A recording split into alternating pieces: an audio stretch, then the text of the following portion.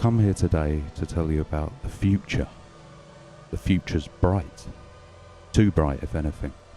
At some point the sun will start running on fumes and billow out, red and furious, to consume its spoiled children and boil our oceans out into space. And that bit I've just done is why I lost my job as lead motivational speaker for Orange Telecom. I see the fate of the sea in the fate of my own body. We were once both things of unimaginable natural beauty, both miracles of evolution bursting with life. Are we both hurtling towards oblivion, both doomed to ruin, brought low by human hubris and greed? I've been trying to lay off the croissants, but I don't know if it's enough.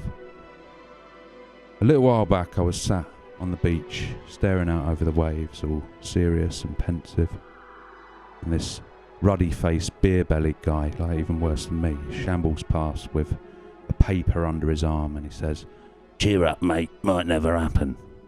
And I say, "Excuse me, the Chinese paddlefish was officially declared extinct today.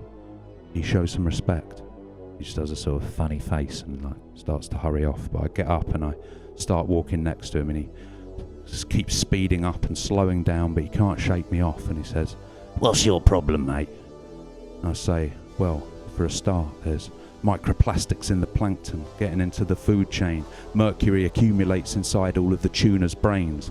He says, "Hang on, mate, you're not that bloke I've heard about who bursts out the sea and starts freestyling at strangers on the beach, are you? The Kemptown rat beast, I think they call him." I say, "No, I'm not." But I look down and there's cuttlefish bone and mermaid's purses still stuck to me. And I try to brush them off and hope he hasn't noticed. And I go right into his face and I say, "All the coral's bleaching, all the narwhal's beaching, every single sewage overflow it is now breaching. We're teaching lessons to the sand eel, hammer schools to bland meal, by the millions to pellets to make salmon such a grand deal." He says, "There's a good 2-for-1 on Gravidlax at Lidl at the moment, actually. It's nice with eggs." I grab his face and I turn it towards mine. I look right into his eyes.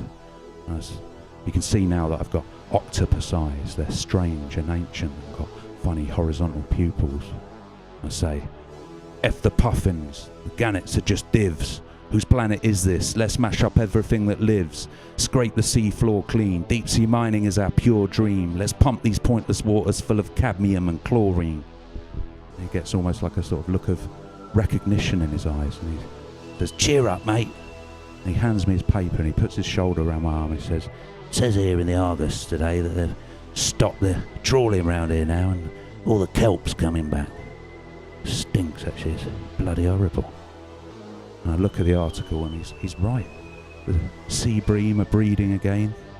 Dolphins are returning. Maybe there is hope. Nature can bounce back.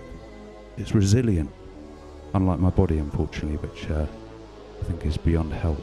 But I've been trying the keto diet recently, but it's early days yet. And I look at him with gratitude in my eyes, and I go in for a big hug, and I kiss him on his big, thick, pink, bristly neck, and grab him by the hand, and together we skip and jump and run down the beach.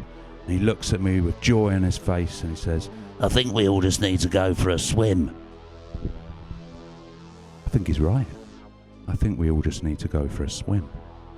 Come on then, let's do it.